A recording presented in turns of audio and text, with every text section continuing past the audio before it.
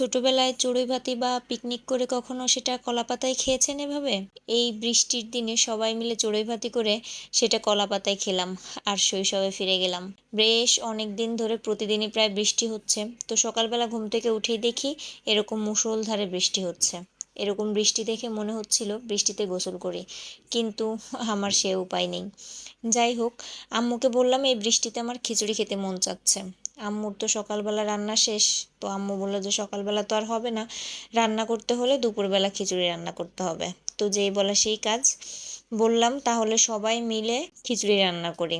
আমার 2-3টা কাকি আছে, তো তারা সবাই মিলে মানে তাদের ফ্যামিলির সবাই মিলে আর কি খিচুড়ি রান্না করব।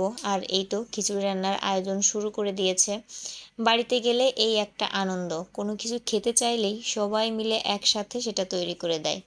এটাই গ্রাম, আর এটাই মনে হয় গ্রামের মানুষের আন্তরিকতা। দেখতেই পাচ্ছেন সবাই মিলে কত শত কাজ করছে। আর এদিকে এই যে মেহেরিমা, সে তো নানু বাড়িতে আসলেই মহা আনন্দে থাকে, কারণ তার নানু তারপর নানা ভাইয়ের সংখ্যা অনেক। মানে আমার 3টা কাকি, তারপর কাকু, পরে আশেপাশের বাড়িতেও আছে, মানে নানু নানিদের সংখ্যা অনেক। তো সে কোনো দুষ্টামি করলে আমি তাকে কিছুই বলতে পারি না।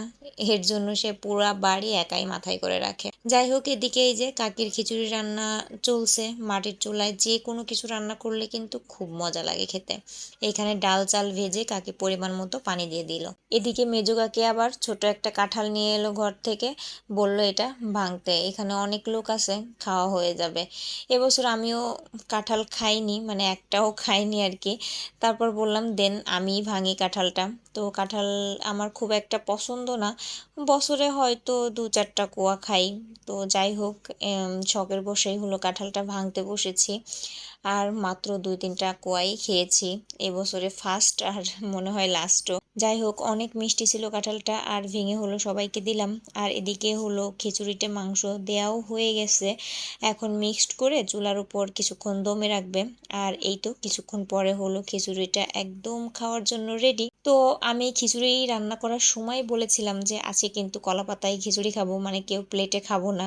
তাই আরেকটা কাকি গিয়েছিল হলো কলাপাতা কাটতে, আর সেগুলোই এই তো আমি আর কাকি মিলে সাইজ মতো কাটতেছিলাম। ছোটবেলায় এই চড়ুই ভাতি করে কত যে কলাপাতায় খেয়েছি তার কোনো হিসাব নেই। এই আনন্দটা একমাত্র তারাই বুঝবে যারা ছোটবেলায় গ্রামে বড় হয়েছে। তাই আজকে আবার সবাই মিলে সেই শৈশবে ফিরে গেলাম। আমরা প্রায় 13-14 জন ছিলাম। তো সবাই মিলে এই কলাপাতায় কিন্তু খিচুড়ি খেয়েছি। আর সবচেয়ে বেশি এনজয় করেছে আমার মেয়েটা। ও এর আগে এরকম আয়োজন দেখেওনি বা কলাপাতায় খাওয়াও কখনো দেখেনি।